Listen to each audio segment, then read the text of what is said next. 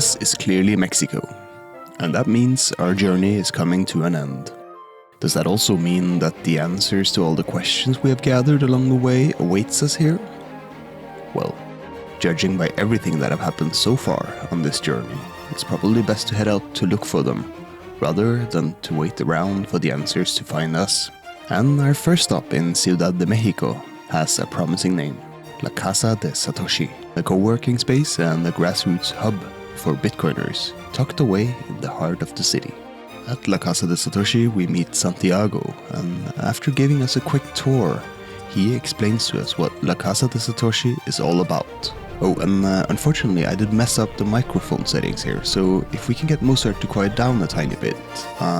Yeah, a bit of captioning here and we might be able to understand everything. What we want to do in this place was to build bridges between entrepreneurs, builders, technologists, policymakers, regulators, academics. We haven't had many, but at least some people already from public sector build like policymakers become familiar with what Bitcoin is and how it's actually something good. And we actually want education, also have a working space where we can gather and have your coffee, get concentrated, but at the same time connect with interesting brains. What's the status of Bitcoin adoption in Mexico?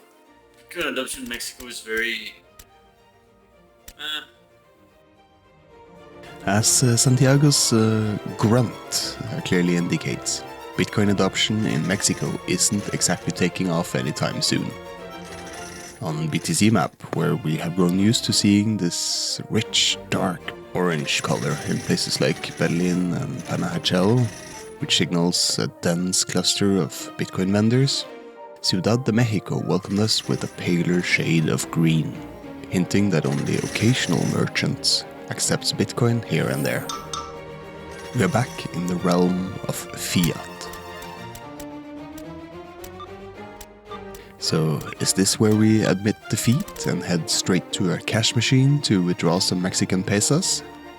Well, probably would have been if I didn't come across a banner inside La Casa de Satoshi offering us a different solution, Swapido, a Mexican-based platform that lets you use Bitcoin through a common local payment method, transferencia, or bank transfer. Could this be the bridge between Bitcoin and everyday spending in Mexico?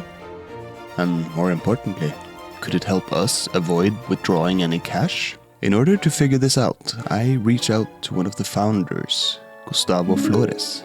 It turns out that he's not in town at the moment, but he agrees to speak with me over a video call. Should we just start with your journey? How did you end up founding a project like Swapido? Yeah, so I started Swapido in October 2024.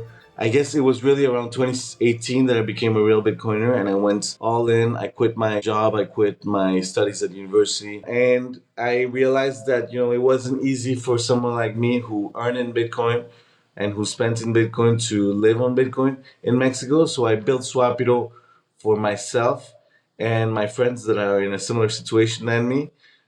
So we use it every day, right? And that sounds like a really good basis for building something, is you're building it out of your own need, right? Exactly. How can you sort of like easily explain Swapido? I guess the best way to say what it is, it's to explain the use cases. So, for example, I get paid in Bitcoin every month. So I have to spend Bitcoin, right, for my living expenses. So Swapido is the easiest and fastest way to sell Bitcoin in Mexico. So you can pay yourself in your bank account or you can pay someone else's bank account. When you pay someone else's bank account in Mexico, it's instant. You just put the bank account number or the debit card number and the money arrives instantly. So with Swapido, basically you have to enter an amount, enter a bank account destination, click on like create swap, and you'll see a Lightning Network invoice, which is a Bitcoin payments network that does big instant transactions. You pay that invoice from your own wallet. So you switch apps to, let's say, your wallet of Satoshi, you pay it, and it takes about 10 seconds for our Swapido to receive the Bitcoin, confirm to you that we received it, and then make the payout to the bank. So, for example, when I pay my rent, I can just go on Swapido, enter the bank account of my landlord, pay her, and she will get the money within seconds, right? It went from my wallet, convert it into fiat, and into her bank account within seconds. So Swapit is very useful for people that live on Bitcoin, that need to regularly sell and convert it to fiat. And we also have people that use this as a remittance platform. If you're, for example, in Europe and you want to pay someone in Mexico, either it's family member or a freelancer you've hired, anybody you want to pay in Mexico, but they don't want to accept Bitcoin, they just want you to pay them in fiat. Well, it's much easier than to do a wire transfer, go in person at the bank, wait 3 days for the money to arrive. So yeah, so a lot of people prefer us just as an easy way to pay someone's bank account in Mexico, whether you're in the country or whether you're outside of the country, whether you're Mexican or you're a foreigner living in Mexico. So maybe you can help me understand the Bitcoin adoption in Mexico. Right. So I would tell you it's about 3 to 4 years behind the US, where like right now in the US, you know, the president is on it, people in the government, big banks, the retirement funds, the regulators, you know, everybody wants into Bitcoin. It's no longer this niche young people, trader, degen thing. It's now becoming a serious investment. And Mexico still hasn't done that transition yet. If you talk to the average guy, he's like, nah, Bitcoin's a scam, you cannot trust it. But we think that transition is gonna happen soon, you know? All right, Gustavo, thank you. Of course, anytime. While spending time in Ciudad de Mexico, the reality that Santi, Gustavo, and also BTC Map warned me about becomes evident. Bitcoin is far from a widespread means of payment here. In fact, it almost feels like I'm cheating when I pay with Bitcoin through Swapido. Most of the merchants I visit don't even know that they're accepting Bitcoin. To them, it's just another seamless transaction.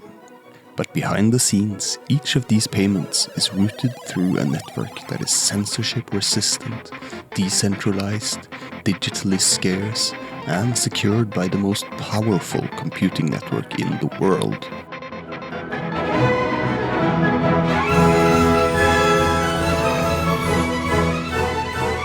So does that mean that by tricking these people into accepting my Bitcoin, I'm setting them free? I mean, since Ciudad de Mexico is our final stop, it's about time we return to some of those questions that we have collected along the way. And the one I started out with still hangs in the air unanswered. Is Bitcoin really working as freedom money? In a park in the middle of the city, I try to get Carolina to help me come up with some answers.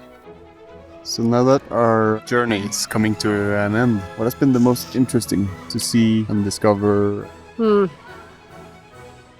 That's a good question. Just getting distracted. Yeah, those squirrels. But the local squirrels clearly aren't having it. Because I don't know if they're gonna jump at some point. Yeah.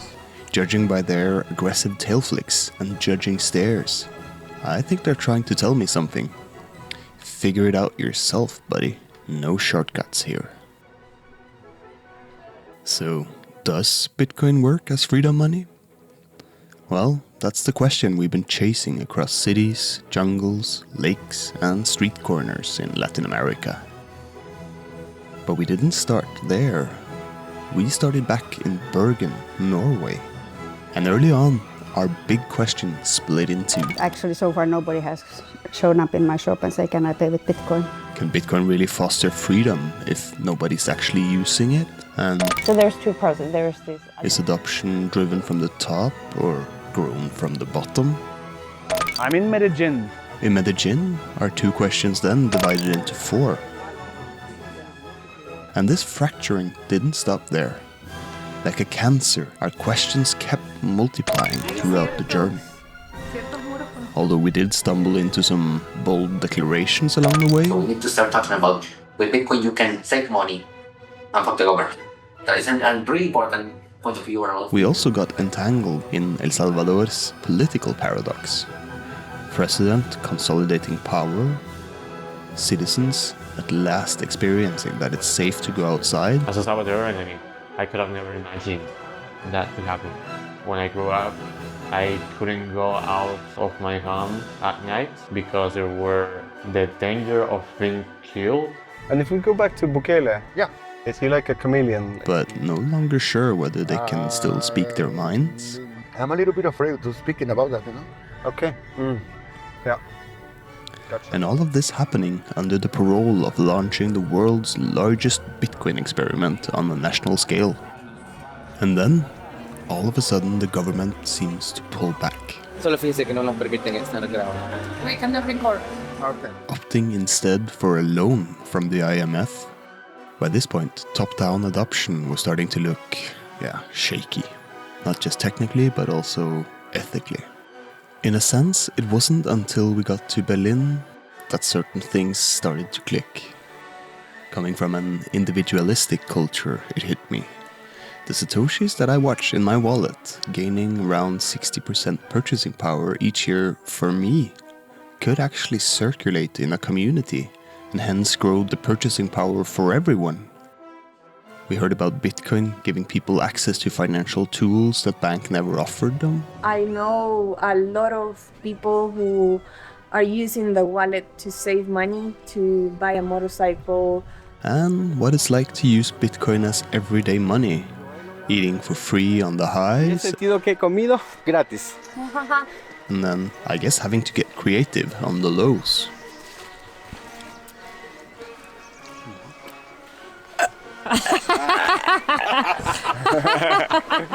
Luckily, so far in Bitcoin's history, there's been more free meals than missed ones. Oh, and I also had to travel deep into the jungle to finally get what people mean when they say that Bitcoin's decentralization makes it permissionless and unstoppable. In my defense, coming from financial privilege makes understanding Bitcoin weirdly difficult. Yeah, privilege is hard. And you know what else can be difficult coming from a place of privilege? A 12-hour bus ride. But that didn't stop us from reaching Panajal and Lago Bitcoin, another circular economy focused on education, mining, and, of course, My goal is to orange peel all of them. Orange peel all of them. Orange peel.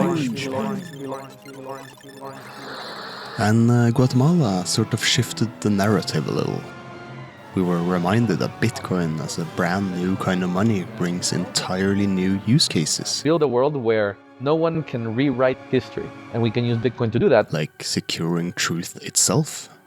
And in a country where the government doesn't impose or ban Bitcoin, but simply permits it, we saw that top-down influence doesn't have to be about, either banning or pushing Bitcoin.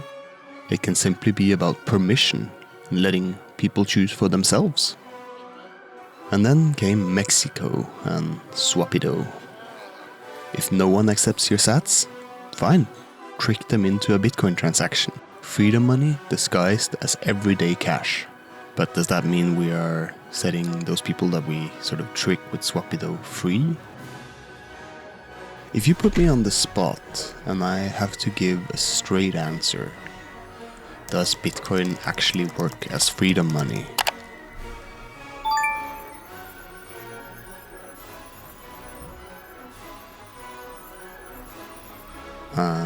And keep the answer short, not like on one side this and on the other side that. Preferably just a yes or a no. My answer would have to be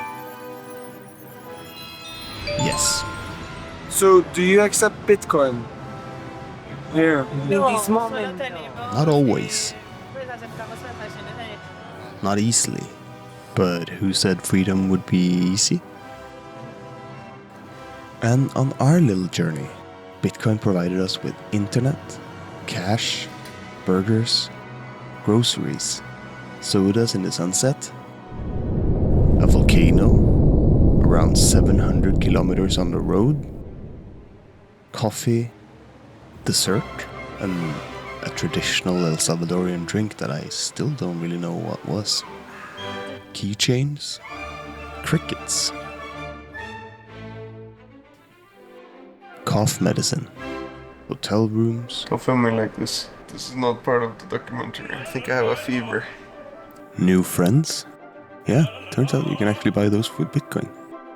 And even a bypass when no one wanted our sats. It wasn't perfect, but it was borderless, permissionless, a bit chaotic, and honestly, it did feel like freedom in the making. Largo il balcone della città, largo. La la la la la la la la la. Presto bottega che l'alba già presto. La la la la la la la la la. Ah, che bel vivere, che bel piacere, che bel piacere per un barbiere di qualità, di qualità.